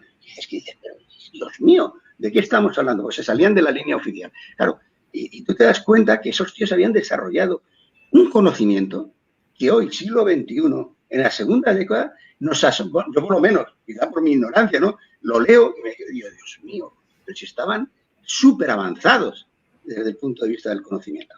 Y ellos ya planteaban las cosas así. O sea, a mí siempre esa frase de la repetición sin repetición me quedó muy grabada. Sí. Desde que usted habrá leído. Y es que, claro, es verdad. Usted puede hacer un gesto supuestamente muy cerrado, muy esquemático, todo muy controlado. Pero es que la primera repetición no tiene nada que ver con la última, ni con la segunda ni con la tercera, ni desde el punto de vista mecánico, ni desde el punto de vista coordinativo, ni desde el punto de vista... Pues dice, no, es que las variaciones son pequeñas, sí, pero son muy importantes, porque te imitan con contracciones, reflejos, activación de reflejos, modifican la ejecución. Usted, por lo visto, que es más de aprendizaje motor, yo ahí me veo muy limitado, es así. Y dices, qué barbaridad, y esta gente ya lo vio. Por eso cuando está citado a Bernstein, pues yo me quedo encantado, porque claro, para mí es que digo, Dios mío, este es un hombre de una mente clarividente. Sí, hace 60 años, más de 60 años, ya estaba desarrollando esas ideas y hoy en día apenas las estamos empezando a entender, cuando es algo que, pues sí, no es nuevo, es algo que ya estaba desarrollado, bien conceptualizado. A partir de ahí ya hemos empezado a desarrollar más métodos, ¿no? Tenemos como el desarrollo del método diferencial para hablar sobre esos conceptos de la no repetición, sobre las fluctuaciones, sobre las perturbaciones, sobre generar atractores que cambien el comportamiento del sistema y que permitan que se autoorganice, que es algo a lo que le tiene tanto miedo a veces el entrenador, el mantener siempre un grado de estabilidad y no generar las perturbaciones necesarias para que a través de una reorganización el sistema evolucione y encuentre unos nuevos atractores que lo lleven a un funcionamiento pues que sea más adaptable al entorno en el que se encuentra. Ese es algo que tenemos, yo creo que esa herencia desde las teorías mecanicistas de las que bien hablaba Cerulo, ¿no? De cómo se fue desarrollando el deporte y que hoy en día tratamos de desligarnos de ellas pensando en ideas que tienen hace más de 60 años el desarrollo. Sí, es como usted dice, es que no es nada nuevo. Es verdad que son personajes espectaculares, ¿no? Porque quien ha tenido la suerte de conocer a alguno de ellos, con algunos los he conocido personalmente, te das cuenta que son personas que son diferentes, ¿no? O sea, son mentes distintas, son verdaderos genios. O sea, porque, claro, quien ve a Verkhoshansky con su perilla, que en paz descanse, y con su forma de ser, ¿no? Y el I love, que siempre me viene a la cabeza, ¿no? Con una traductora que teníamos allí, su seriedad. Era un hombre que era un bohemio, era un hombre con un amante de la música, con una formación en idiomas, con una mentalidad distinta. Claro, no sé si saben ustedes que él tocaba el piano, el saxofón, sobre todo el saxofón le encantaba, era el jefe de la orquesta del Lenin de Moscú, un personaje. De hecho, muchos años antes de meterse a estudiar en el Lenin, él vivió de la música. Él se dedicó, viviendo de una familia intelectualmente muy desarrollada y con un conocimiento, una formación muy alta, muy elevada. Y él viene de allí, Donskoy, pues con su personalidad. Fíjense qué curioso, además. Se dice, igual que dicen que los porteros de balonmano están locos, se dice que los saltadores de pértiga están locos. No sé si se ha oído siempre ese dicho, ¿no? Que claro, que para subirte con un palito a 6 metros de altura hay que estar muy locos, ¿no? Bueno, pues es que si se mira, tanto Dyatkov como Berkhonsaksky, como Yagodin, como Donskoy, todos eran saltadores de pértiga. Saltaban 4 metros en su época con aquellas pértigas rígidas de bambú y de madera y de metal, y saltaban 4. Es decir, son mentes diferentes. Entonces yo creo que hoy en día a la juventud que tienen una formación que nosotros no tuvimos ni en sueños. Bueno, yo me refiero a mí, ¿no? Jamás pude pensar que se pudiera acceder a tanto conocimiento. Pues, y con su capacidad, cualquier tipo que sea capaz de romper los esquemas tradicionales y abrirse, ¿no? Abrirse a una forma de ver el mundo distinta, porque la verdad, a mí entrar en el mundo de la complejidad me cambió la forma de ver el mundo, totalmente, o sea, porque es una forma distinta de entender los fenómenos en todos los niveles, a nivel político, sociológico, deportivo, todo, de entrenamiento. Entonces, seguro que vamos a vivir, si Dios quiere, una eclosión increíble de aportaciones que no tienen nada que ver con los modelos que van a basarse en ellos, pero los van a enriquecer. Así es, y para mí ha sido realmente una sensación, yo creo que muy similar, el hecho de conocer el concepto de la complejidad y desde antes, desde el entender cómo es un sistema cerrado y un abierto, me ha cambiado mucho la forma de ver el deporte, el de manejar mis entrenamientos, el de hoy, una pregunta que tenía pensada es, la complejidad debe estar contemplada en la planificación, pero vamos, después de todo lo que hemos platicado, la no linealidad tiene que estar presente en la planificación. El entrenador tiene que saber que la no linealidad va a estar en cada momento, en cada uno de sus entrenamientos, y no puede hacer un abordaje sin hacer un estudio del mismo. No puede quedarse atrás.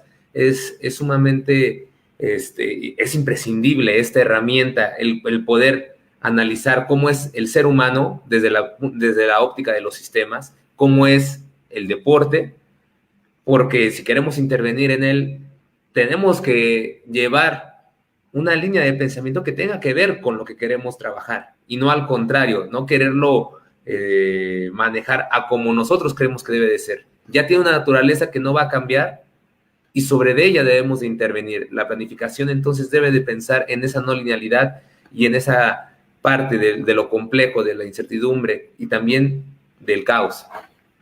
Exacto. Mire, profesor, pero que hay que tener mucho cuidado para que la gente que no está familiarizado con estos conceptos y que todavía debe profundizar un poco en ello, el concepto de variabilidad no es hacer diferente las cosas, es decir, es desde la óptica sobre el caos generar variabilidad a partir de la incertidumbre, que nosotros podamos en un momento dado incorporar al proceso, hasta la más mínima ejecución, porque no se trata de decir, no, vamos a hacer con polipastos y con una polea excéntrica y con inercial y con unas gomas sentadillas con no sé qué, ¿no? Y encima lanzándole un balón. No es cualquier cosa, no. Es sobre un patrón de base generar incertidumbres y variabilidad que afecten a la estructura del movimiento y a la dinámica del movimiento, a las partes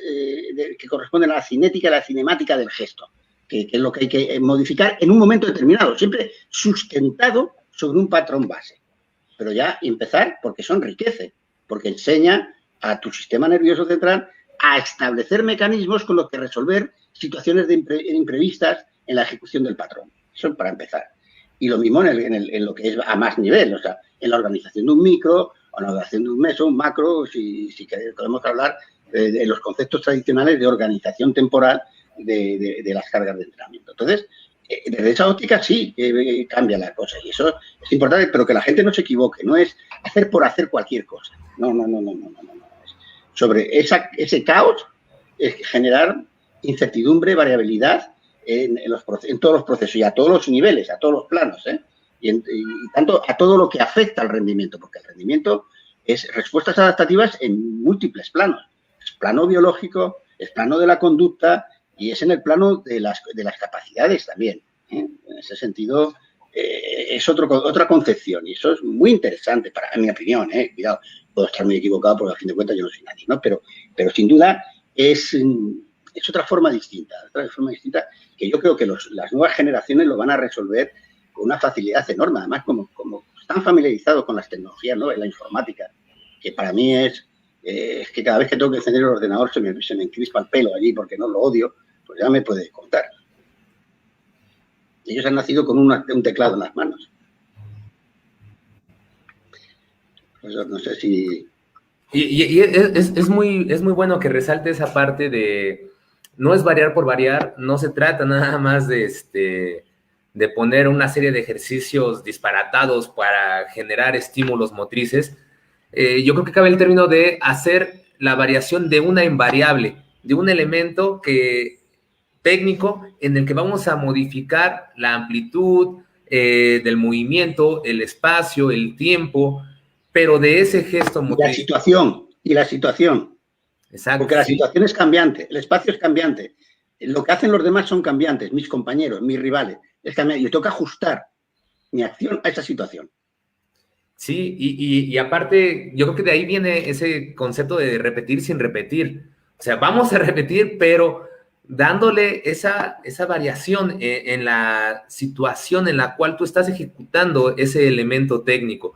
Y que también me gusta mucho citar ese ejemplo de cómo en realidad nunca existe una repetición, porque han hecho estudios de lanzamiento de bala en los que han revisado que en los últimos 200 milisegundos de estudios cinemáticos durante un año a lanzadores de bala, ni una sola vez se repitió un solo movimiento, nunca.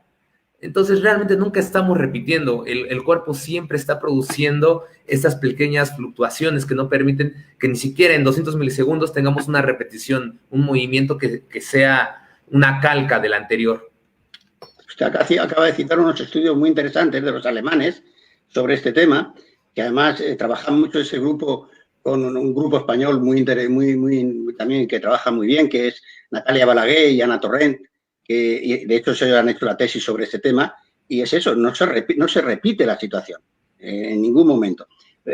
Cuando usted ha hecho mención al riesgo de la variabilidad, hay una chica que está preparando, chilena, está preparando con un entrenador, haciendo la preparación física con un entrenador chileno, Enrique Arriaza, es un alumno mío que también hizo la tesis sobre sistemas complejos aplicados al atletismo y a las carreras, de fondo fundamentalmente, y yo le recalco mucho eso, digo, porque él me manda los vídeos de los ejercicios y tal, y decía, sí, pero cuidado, a veces como automatiza las acciones, y entonces hay que tener mucho cuidado, porque colócale una goma que tense de la polea y en un momento dado darle un tirón para que ella tenga que reajustar en el momento del golpeo, de la patada, porque si no, ella tiene que notar eso, porque es lo que va a pasar en combate, porque la que está enfrente no es idiota, no va a esperar a que le pegue una patada. Va a tener mucho cuidado, o sea, que ya se preocupará ya de que no es. Entonces, ya se va a defender o te va a contraatacar. Y tú tienes que estar atento.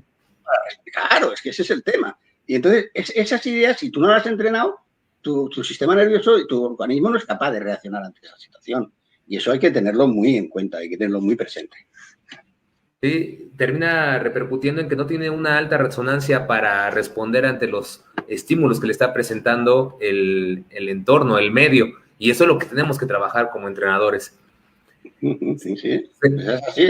Sobre la base del modelo que ya sabemos del modelo tradicional y del modelo reduccionista, del modelo cerrado, aplicar estas nuevas concepciones. Y eso es una invitación a que la gente se introduzca hacia la concepción de lo que es la complejidad. Eso es fundamental, es fundamental. Y precisamente vamos a cerrar con esa pregunta que, como consejo, pudiera terminar en ¿cuál es el reto del entrenador desde la perspectiva de la complejidad hoy en día? ¿Cuál es el reto que está enfrentando o que va a asumir el entrenador pensando en esos conceptos de la complejidad, en su tarea del día a día? Sí, ya lo estamos viendo. Vamos a ver. Primero, el no ser conformista.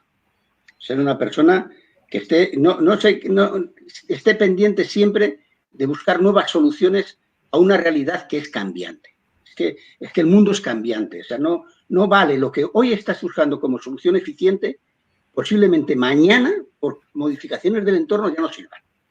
entorno que tiene que ver, lugar de entrenamiento, materiales de trabajo, acceso a información, etcétera, ya ha cambiado, pues la tienes que cambiar. Entonces, desde esa perspectiva tienes que entrar. Yo les invitaría a que se introdujeran tanto en la terminología como en la conceptualización y de lo que son el constructo de la teoría de la complejidad, de la teoría de los sistemas complejos, de la no linealidad, de la teoría del caos, que parece nombres abstractos, pero que son muy interesantes y que se entienden con facilidad, de la fractilidad, de la autoorganización, de la impredecibilidad, de la variabilidad, etcétera. Estos conceptos que los vaya asumiendo, que los vaya integrando. Y una vez que los integre, los trate de aplicar a su día a día en el trabajo. Es decir, sabiendo que estamos viviendo un momento donde el deporte no tiene nada que ver con el deporte en el cual se desarrolla el conocimiento, en el cual nosotros nos apoyamos para desarrollar la teoría general del entrenamiento y los conceptos de priorización del entrenamiento. Yo creo que eso no me lo puede negar nadie, ¿no? Yo creo que hasta ahí, por mucho que podamos discutir, todo el mundo lo acepta, no tiene nada que ver, ¿no? O sea, nada, en absoluto. Es otro mundo, otros deportistas, otro deporte, otra forma de competir, otro interés social, otras sociedades, otra cultura, otro mundo. O sea, si es que yo noto un choque generacional con la gente más joven. Vemos el mundo diferente. Pues esa es la realidad y ese es el reto con el que se tienen que afrontar. Y aprovecharse al máximo del acceso a la información que tienen, que eso es otra cosa increíble. Yo recuerdo cuando yo hice la tesis que yo tenía que mandar una carta a una empresa en Estados Unidos para que me mandaran aquellos tochos así enormes de información en aquellas impresoras que había matriciales, que aquello era un follón, te gastabas un dinero para... Hoy en día aprietas un autoclave y a tiempo real tienes información. Por ejemplo, yo tengo un amigo, un compañero y un compañero de trabajo en el Comité Olímpico que es Arturo Casado. Arturo Casado fue campeón de Europa de 1500, y él ahora es profesor en una universidad en Madrid, y a él le gusta mucho el tema del pacing, ¿no? El tema del ritmo de carrera, ¿no? Y las estrategias de carrera. Entonces, ayer mismo salió ya un artículo y ya se lo mandé, ayer, sobre carrera, sobre ritmos de carrera. Ya se lo mandé. Es que esa información... En un clic. Para mí es ciencia ficción. Pues que se aprovechen de ello. Y por último, que se aprovechen de la tecnología. Es que, Dios mío, es que yo me acuerdo cuando queríamos mirar la velocidad de la barra, que teníamos que poner allí el encoder atado, tal, no sé qué, que costaba un riñón comprar aquello que valía un potosí de dinero. Ahora es que te colocas un sensor que te vale 4 euros de nada y con una calidad de información y te quedas asombrado. En tu reloj, en tu iPad, ves los kilómetros, los cambios de nivel en donde has corrido, cómo se ha comportado tu frecuencia cardíaca, tu temperatura, tu tensión arterial. Y dices, pero por favor, yo ahora entreno con un tensiómetro siempre. Es decir, para asegurarme de que mi baja mi diastólica no suba de 100. Porque, claro, si no me voy al otro barrio. Entonces tengo que andarme con ese cuidado. ¿Eso quién me lo iba a decir a mí antes? Claro. Y pues entonces que se aprovechen de esa posibilidad. Están en otro mundo distinto, pues que se aprovechen. Y que, apoyándose en los conceptos antiguos, que se empiecen a desarrollar su propia forma de intervenir. Y yo complementaría su respuesta, profesor, con esa parte de, en primera, que vayan comprendiendo que complejidad no es complicado, caos no es desorden, y que con toda esa posibilidad, esa facilidad que tenemos para la información, el reto del entrenador no solamente está en poder acceder a esa información, sino en tener una alta también sensibilidad a comprender, a interpretar y sobre de eso trabajar el plan de entrenamiento que va a desarrollar. Debe tener hoy en día el entrenador esa alta capacidad de análisis y de reflexión de ahora toda esa información, porque igual la tienes y puedes tenerla por meses acumulada, pero el tema está en qué vamos a hacer con ella, cómo vamos a trabajar esa información, de qué manera la vamos a encauzar a lo que estamos buscando. Y es ahí otro reto, porque tienes que conjugar todos esos saberes para que lleguen al objetivo y ser muy flexible. Claro. Aprender a ser muy flexible. Sí, por supuesto. Lo cita usted, en uno de los primeros párrafos de su texto, me llamó eso, porque además citando a Juan Mestre, hablaba eso de la flexibilidad, la capacidad de cambio que tiene el proceso. Y es eso que dices, que un problema es que tanta información a veces, el problema es cómo la interpreto, ¿no? Pero de momento ya tenemos unas herramientas para interpretarlas que son increíbles, ¿no? Son increíbles. porque vuelvo a decir, tú tienes un programa informático donde yo uso el MATLAB, por ejemplo, ¿no? Y programo, yo puedo coger cada cuánto tiempo, cada 2 segundos, qué número de cambios hay en 7.000, 8.000 partidos de NBA, para saber que además sale un comportamiento fractal, muy condicionado por un constraint que es el reglamento. Pero bueno, ya aparece ahí. Las anotaciones en baloncesto también tienen estructura fractal. Los goles en fútbol tienen estructura fractal. Las carreras tienen estructura fractal. O sea, pero claro, para poder comprender eso, tienen que conocer esos conceptos, entenderlos. Tienen que tener conocimiento para poder abordar la información, poder abordar cómo obtener información de esa cantidad ingente de información que obtienen. ¿De acuerdo? Así es, ahí está totalmente el reto del entrenador y pues bueno, tendrán que asumir tal circunstancia y subirse al barco, ¿no? Porque si no van a quedar rezagados, vamos a quedar rezagados, tenemos que seguir trabajando. Ya me quedé. Y ese es el camino. Muchísimas gracias, profesor Juan Manuel García Manso, por haber aceptado la invitación. Nuevamente, aquí por motivo del libro del fin de los macrociclos, el libro que he escrito, que trae muchos de esos temas de la complejidad, como una introducción me pareciera que puede ser un buen camino para empezar a analizar estos temas. Y pues nada, muchas gracias, profesor. Estamos totalmente complacidos por los conocimientos que nos ha ofrecido y enhorabuena. Muchas gracias. Espero no haberles hecho perder el tiempo y que les haya aportado alguna idea. Por supuesto que sí. Nos comentan nada más aquí sobre las redes. Bueno, profesor, creo que no maneja redes en Facebook, ¿verdad? No, jamás. O sea, las odio, no quiero saber nada. También ciencia ficción y además, ¿sabes qué pasa? Si me permites que te tutee, es que hay tanta mentira, hay tanta desinformación, hay tanta manipulación en la red que yo me aterra, ¿no? Le voy a contar una anécdota. Ayer la señora que me ayuda con la casa a limpiar y tal, pues una señora sudamericana precisamente, y la pobrecita pues tiene un problema, ¿no? Con el transverso y con el suelo pélvico y demás. Y claro, me dice, mira, es que he visto en internet, y claro, me enseñó los ejercicios que había en internet y yo decía, Dios mío, tenga cuidado, señora, por favor. Vaya un profesional y que le diga qué ejercicios, de qué manera los tiene que ejecutar, porque eso no sirve para lo que usted pretende, ¿no? Y más con una patología que ella tiene, bueno, no vamos a entrar en más detalles, y claro, vas a internet, y es que en internet cabe todo, si es que no importa. Yo puedo decir que usted es prusiano y hijo de Jesucristo y ya está, ahí se queda. Depende de la credibilidad de que sea más o menos la persona inteligente que lo está leyendo, pues que se lo crea o no se lo crea. Entonces hay que ser entonces eso de las redes, vuelvo a insistir, por mi edad, no que va, yo no entro en nada, no estoy en ninguna red, es que para nada.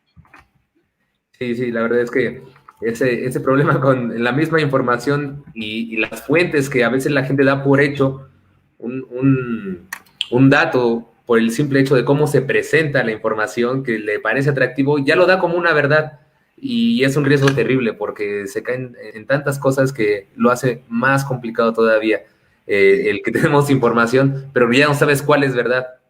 Sí, es cierto. Por eso yo lo único que uso la red de la internet es para entrar en bases de datos académicos, si no, no entro.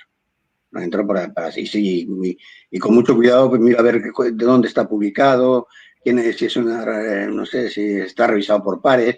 También es cierto que hay un exceso de papers y de factores de impacto y de H-index y de todas esas historias monsergas que parece ser que las hemos puesto en un pedestal y eso con eso no solucionamos el entrenamiento, ni mucho menos, ¿no? O sea, si nos olvidamos de la experiencia, del trabajo de campo, del día a día, estamos perdidos. Por muchas palabras bonitas que utilicemos y por laboratorios muy sofisticados que tengamos, no vale de nada y por muchos papers que publiquemos. Hay que estar en el campo, solucionando problemas. Claro, porque si no nos alejamos de la realidad y volvemos a lo mismo, ¿no? Terminamos reduciendo ese aspecto. Es que un papel aguanta todo, ¿eh? El cuerpo del deportista no sé si lo aguanta. Así es. Totalmente de acuerdo, profesor. Pues bueno, al menos de mi parte, sí tenemos redes, es Kevin Hernández, por Facebook me pueden contactar. Y igual ahorita les envío por aquí por los comentarios mi correo electrónico. Para cualquier cosa, pues estamos ahí para escucharlos y poder responder dudas o material que les podamos ofrecer con mucho gusto. Muchísimas gracias, profesor. Nos vemos todos. Muchas gracias. Hasta luego.